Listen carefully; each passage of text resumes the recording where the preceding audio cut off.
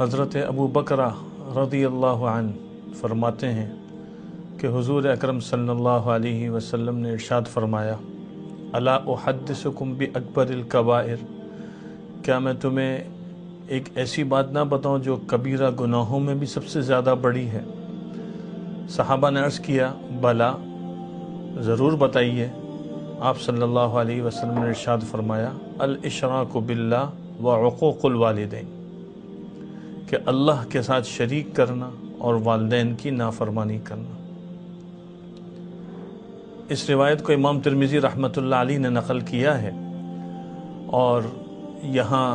اس بات کو بیان کیا ہے کہ والدین کی نافرمانی یہ کبیرہ گناہوں میں سے ہے۔ ہم دیکھتے ہیں کہ شریعت مطہرہ نے جیسے اللہ کی بندگی کرنے کا اور اللہ کی ذات کے ساتھ کسی کو شریک نہ کرنے پر ترغیب دی ہے، اور ایک اللہ پر ایمان لانا اور ایک اللہ پر یقین رکھنا اور اس کے ساتھ کسی کو شریک نہ کرنا، اس کا جتنا اہتمام سے بیان کیا ہے، اسی طرح شریعت مطہرہ نے اس بات کو بھی بیان کیا ہے کہ والدین کی نافرمانی نہ کی جائے۔ چنانچہ خود قرآن کریم میں اللہ رب العزت ارشاد فرماتے ہیں، اعوذ باللہ من الشیطان الرجیم، وَاعْبُدُوا اللَّهَ وَلَا تُشْرِكُوا بِهِ شَيْئًا وَبِالْوَالِدَيْنِ إِحْسَانًا، کہ اللہ کی بندگی کرو، اللہ کے ساتھ کسی کو شریک نہ کرو، اور اسی کے ساتھ ساتھ ذکر کیا کیا کہ والدین کی فرما برداری، یہ بہت ضروری ہے۔ ایک روایت کے اندر ارشاد گرامی ہے کہ دنیا کے اندر انسان سے جو کوتاہیاں ہوتی ہیں، ان میں سے والدین کی نافرمانی ایسا عمل ہے کہ جس کا بدلہ دنیا میں ہی مل جاتا ہے۔ اب سوال ہے کہ ہم میں سے ہر آدمی ذرا غور کرے کہ مجھ سے کتنی والدین کی نافرمانی ہو رہی ہے۔ آج چھوٹی چھوٹی باتوں پر لوگ اپنے والدین کو کیا کچھ کہہ دیتے ہیں، ان کی نافرمانی کرتے ہیں، ان کی حکم عدولی کرتے ہیں، ان کے دل دکھاتے ہیں، ان کے ساتھ ایسا سلوک رکھتے ہیں جو آدمی کسی پرائے کے ساتھ بھی نہیں رکھتا، اور پھر یہ کہتے ہیں کہ یہ تو میرا حق تھا کہ میں نے یہ کیا، والدین کیوں ناراض ہو گئے؟ والدین کو راضی کرنا یہ ایک مستقل حق ہے، حقوق الوالدین،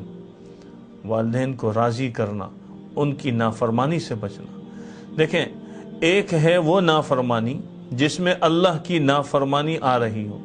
اور اس نافرمانی کو کرتے ہوئے بندہ یہ کہے کہ میں والدین کی اطاعت کرتا ہوں، تو وہاں تو والدین کی اطاعت نہیں کی جائے گی، کیونکہ لا طاعت لمخلوق فی معصیت الخالق،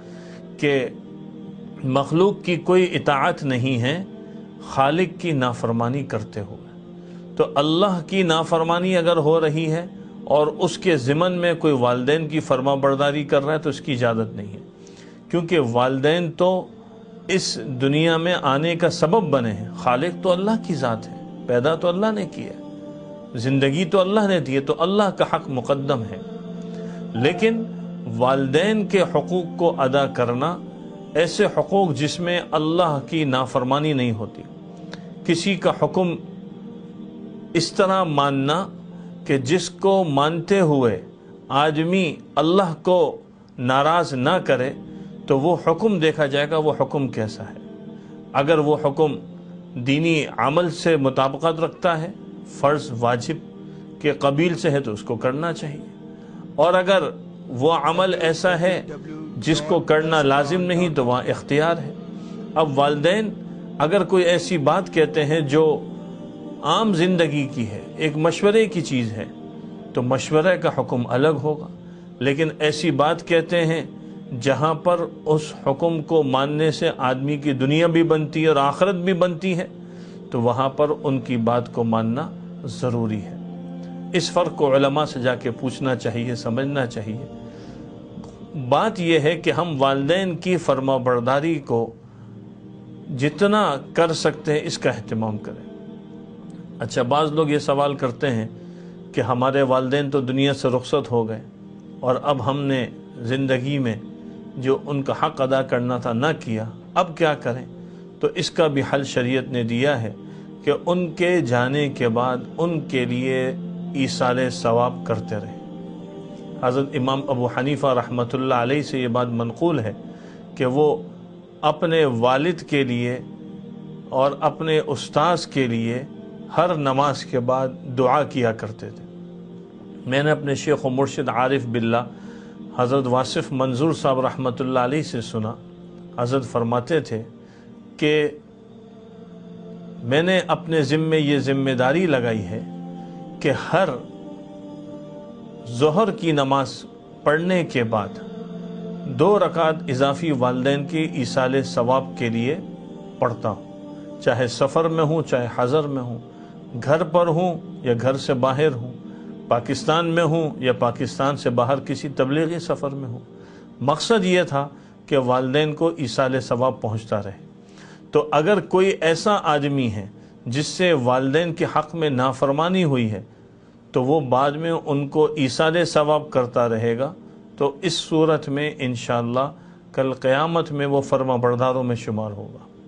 تو ہم میں سے ہر ایک کو اللہ نے والدین کی نعمت سے نوازا ہے۔ جن کے والدین زندہ ہیں ان کو چاہیے کہ ان کی قدردانی کریں، ان کا ادب اور احترام کریں، ان کی نافرمانی سے بچیں،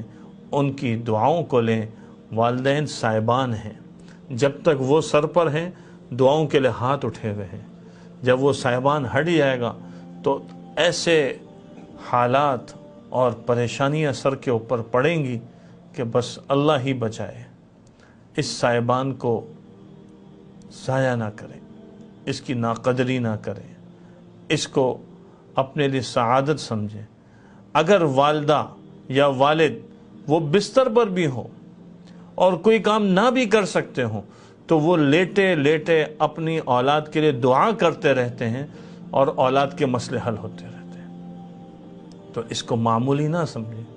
آج کل بعض لوگ یہ سمجھتے ہیں کہ ہمارے والدین وہ بستر پر آ گئے، اب ہمیں ان کی خدمت کرنی پڑ رہی ہے اور ہم ان کی خدمت میں لگے رہیں گے تو ہم اپنے کام کیسے کریں گے؟ اچھا، دوسری طرف پھر جب بیٹے کی شادی ہو جائے تو اس کے جو گھر والے ہیں، بیوی ہے اور دوسرے بچے وغیرہ ہیں، تو بعض اوقات وہ بھی کہتے ہیں کہ بھئی ہم کیسے جو ہے وہ اپنے دادا ابو کی اور دادی امی کی ہم خدمت میں لگیں، اور ان کے تو یہ بھی مسئلہ ہے، یہ چڑچڑاپن ہے، فلاں نہ ہو گیا فلاں نہ ہو گیا۔ تو انسان ہے، دماغ میں باتیں آتی ہیں، سنتے سنتے سنتے ایک وقت آ کر وہ پھٹ پڑتا ہے۔ دیکھیں، انہوں نے جو کہا وہ ان کا ایک تاثر تھا، ہمارا کام تو ان کو سمجھانا، لیکن ہم اپنے والدین کے سامنے خاموشی اختیار کریں، سکوت اختیار کریں۔ یاد رکھیں کہ یہ والدین آج عمر کے اس درجے کو پہنچ گئے ہیں، کل آپ نے بھی اس عمر کے درجے کو پہنچنا ہے۔ اللہ تعالی ہمیں والدین کی قدردانی نصیب فرمائے، ان کی نافرمانی سے بچنے کی توفیق نصیب فرمائے۔